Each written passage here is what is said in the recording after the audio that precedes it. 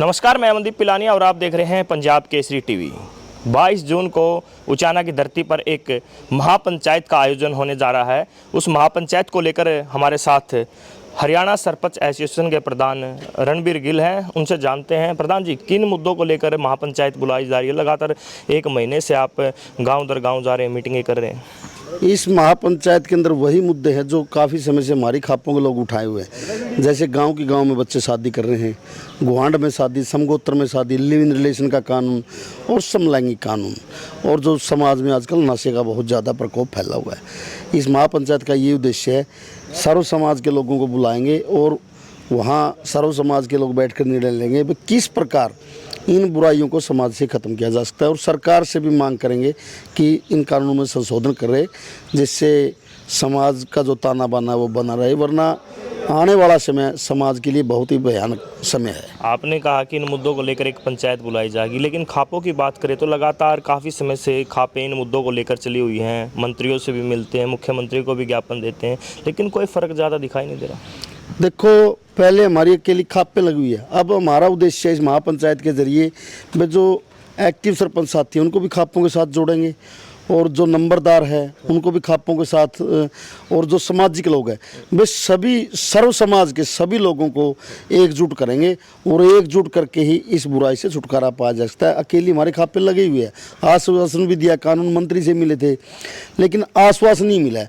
हम चाहते हैं कि इस जैसे ये महापंचायत उचाना बुला रहे हैं, इसी प्रकार आने वाले समय में हरियाणा के चारों कोनों में ऐसी महापंचायतों का आयोजन करेंगे, ताकि समाज का हर व्यक्ति जागरूक हो और बच्चों का दिमाग भी डाइवर्ट हो। जब बार बार किसी चीज़ का प्रचार होगा, पंचायतें होगी, तो जो नए बच्चे हैं उन लोगों को भी एहसास होगा कि हमारे बुजुर्ग, हमारी खापें, हमारी पंचायतें, नंबरदार समाज के बुद्धिजीवी लोग पंचायतें कर रहे हैं, भाई ये गलत चीज़ें हैं।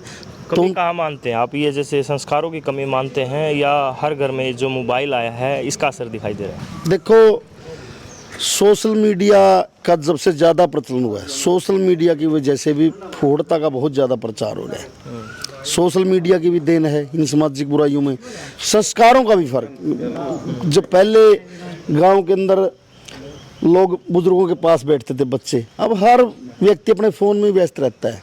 जब तक आप बुजुर्गों के पास नहीं बैठोगे तो आपको सामाजिक ज्ञान की कमी रहेगी।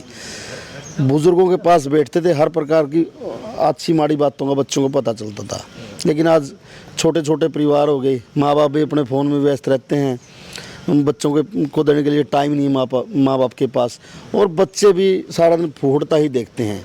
जैसा आप वो कहते हैं ना, जैसी संगत वैसी शोभा, आप जैसा देखोगे वैसा ही आप उसकी तरफ ज़्यादा आकर्षित होंगे। अब जब समाज में बुद्धिजीवी लोग इन चीज़ों का प्रचार करेंगे तो बच्चे सामाजिक लोगों से जुड़ेंगे, तो उनको समाज की समझ आएगी। इससे प्रचार से बड़ा फ़र्क पड़ता है। कोई वर्कशॉप भी लगाई जाएगी गाँव दर गाँव, जैसे बच्चों को समझाया जाएगा कि गाँव के गाँव में रिश्तों की क्या अहमियत होती है, जो लव मैरिज होती है, गाँव का लड़का होता है, गाँव की लड़की होती है, कानूनी रूप से भी उनको बहुत समर्थन मिलता है।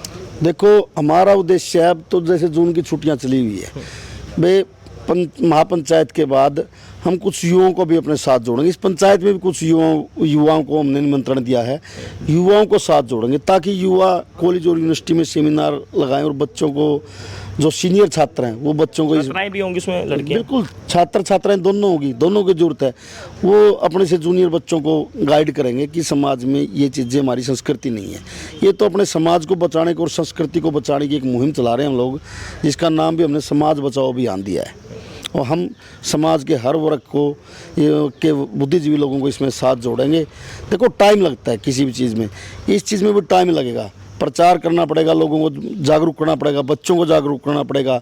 जब हर व्यक्ति जागरूक होगा और हर व्यक्ति इन गलत चीज़ों के खिलाफ आवाज़ उठाएगा, तो सरकार भी बिल्कुल संशोधन करेगी।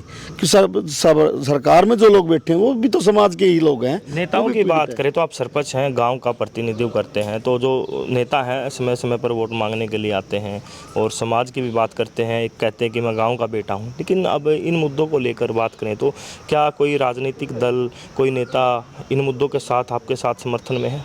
देखो, हमने किसी भी राजनीतिक दल के नेता से कोई बात नहीं की, लेकिन मैं तो एक बात कहता हूँ, क्या उन लोगों को दिखाई नहीं दे रहा, जब हमारी खापें, हमारे हरियाणा प्रदेश के अंदर हमारी खापों का बड़ा महत्व है, जब हमारी खापें इतने समय से आवाज़ उठा रही हैं, किसी भी पार्टी के किसी भी नेता ने विधानसभा के अंदर इन चीज़ों के खिलाफ आवाज़ नहीं उठाई। मैं उन लोगों की बहुत बड़ी कमी मानता हूँ। वे वोट लेने के बाद उन लोगों को चाहिए समाज की जो प्रमुख मांगे हैं उनको गहनता से उठाना चाहिए। आज के समय समाज में सबसे बड़ी बुराई है ये समाज। जब समाज ही नहीं रहेगा तो कुछ भी नहीं बचेगा। आप आज कितना ही धन दौलत कमा लो, चाहे हज़ारों करोड़ रुपए कमा लो, सबको एक एक बच्चा है। जिसका बच्चा गलत कदम उठा गया या तो कोई उसको मार देगा या वो खुद आपको छोड़ कर चला जाएगा।